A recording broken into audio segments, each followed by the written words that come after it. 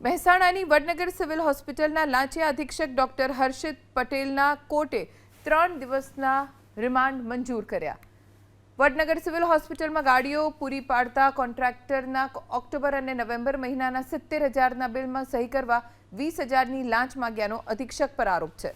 Contractor લાંચ આપવા માંગતો નહોતો, તેથી તેણે એસીબીનો સંપર્ક કર્યો। કોન્ટ્રાક્ટરની ફરિયાદના આધારે એસીબીએ છટકું ગોઠવી હર્ષિત પટેલને લાંચ લેતા રંગે હાથ ઝડપી લીધો।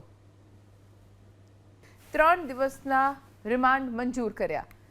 વડનગર સિવિલ હોસ્પિટલમાં ગાડીઓ પૂરી પાડતા કોન્ટ્રાક્ટરના ઓક્ટોબર અને નવેમ્બર મહિનાના 70,000ના બિલમાં સહી કરવા 20,000ની લાંચ માંગ્યાનો અધિક્ષક પર આરોપ છે।